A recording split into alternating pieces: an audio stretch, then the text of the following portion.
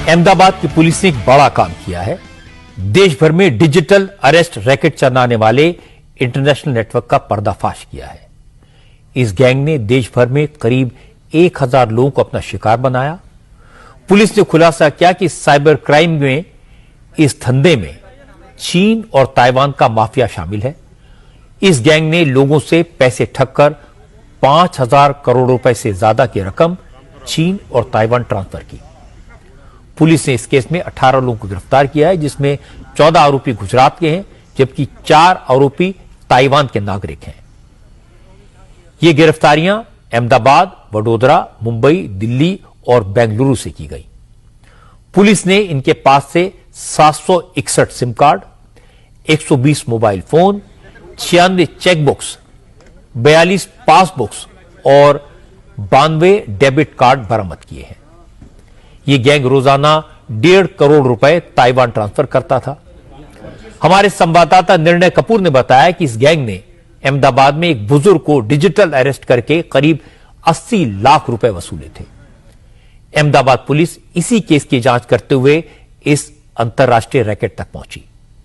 Police को पता चला कि ठगे गए बुजुर्ग ने जो रकम भेजी थी, उसमें से 6 लाख रुपए वडोदरा की एसबीआई ब्रांच में भेजे गए थे। यह अकाउंट भव्य इंफोटेक नाम की कंपनी का था।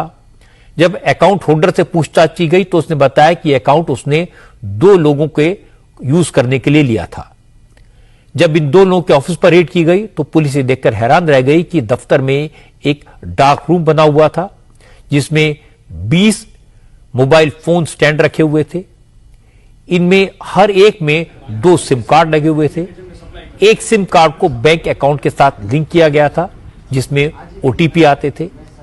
इन मोबाइल फोन्स की जांच की तो पता लगा ये फोन 120 दूसरे मोबाइल फोन से कनेक्टेड थे। असल में ताइवान और चीन के माफिया ने वडोदरा, दिल्ली, मुंबई और बेंगलुरु में 4 डार्क रूम बनाए थे। इन डार्क रूम से नेट बैंकिंग के जरिए पैसा ताइवान, चीन और दुबई ट्रांसफर किया जाता था। ताइवान और चीन में बैठे माफिया इन डार्क रूम्स की लगातार मॉनिटरिंग करते थे। अगर डार्क रूम में लगे सिस्टम का कोई भी एक मोबाइल 4 घंटे से ज्यादा बंद रहता था तो उन्हें तुरंत शक हो जाता था कि कुछ गड़बड़ हुई है, और इसके तुरंत बाद दूसरे शहरों में चल रहे डार्क रूम्स को कुछ दिन के लिए बंद कर दिया जाता था। इसीलिए वडोदरा के डार्क रूम को पकड़ने के बाद पुलिस ने बेंगलुरु, दिल्ली और मुंबई के डार्क रूम्स पर एक साथ रेड की। अहमदाबाद पुलिस के ज्वाइंट कमिश्नर क्राइम शरद सिंगला ने कहा कि ठगी का यह धंधा किसी एक शहर से नहीं चल रहा, बल्कि पूरे देश में ये लोग ऑपरेट कर रहे थे। अलग अलग सिर्फ एक सिटी से नहीं काम हो रहा है, अलग अलग कॉल सेंटर्स से अलग अलग बैंक अकाउंट्स प्रिक्योर हुए हैं और अलग अलग जगह पे ही रेड हुई है। तो ऐसा नहीं है कि मैं बोलूं कि सिर्फ एक शहर में ये रिस्ट्रिक्टेड है। अब हर काफी सारे, क्योंकि छोटे से कमरे में भी ये लोग मोबाइल्स के जरिए और सिम बॉक्स के जरिए और वो सेटअप बना के अपना कॉल सेंटर शुरू कर। शरद सिंगला ने बताया कि जांच के दौरान पुलिस को एक गूगल शीट मिली, जिसमें पैसों का हिसाब किताब था। दिल्ली, बेंगलुरु, मुंबई में होटल में रुकने के खर्च, टैक्सी और खाने की बिल समेत कई जानकारियां थी। इसी गूगल शीट से पुलिस को पता चला यह रैकेट इंटरनेशनल है। ताइवान के माफिया टूरिस्ट वीजा पर भारत आते हैं। पुलिस ने इन ताइवानी नागरिकों की पहचान की, इनके लैपटॉप को सर्विलेंस पर डाला।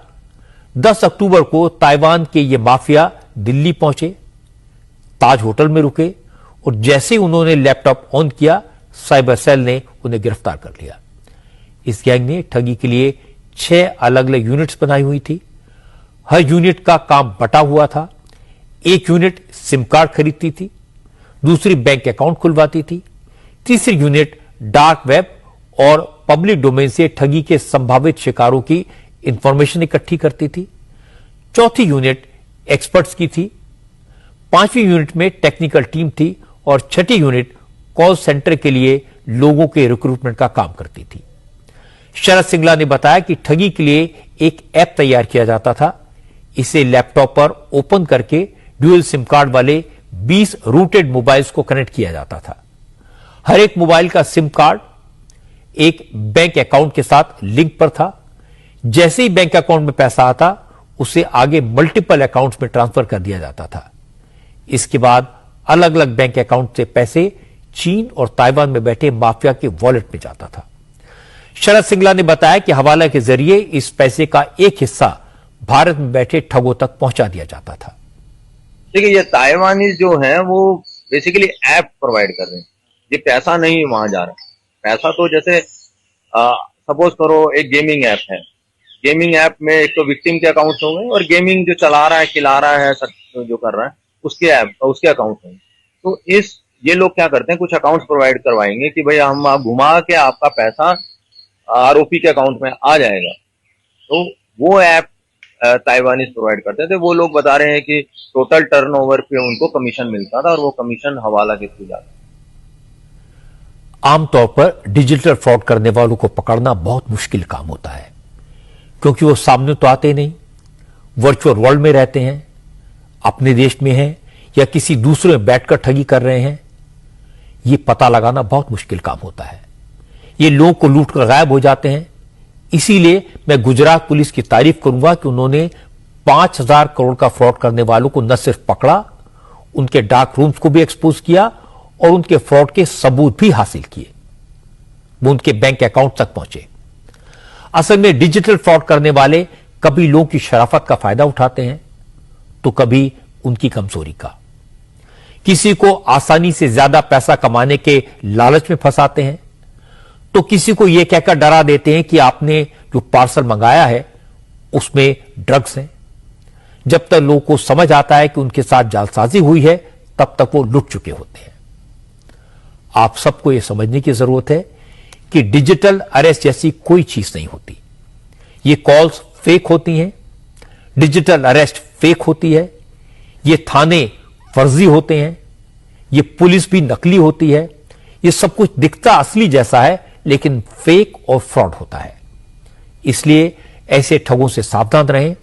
जब भी कोई मुसीबत पड़े तो उसे छुपाने के बजाय अपने आसपास किसी जानकार से सलाह लें। अगर बात न बने तो पुलिस को इन्फॉर्म करें।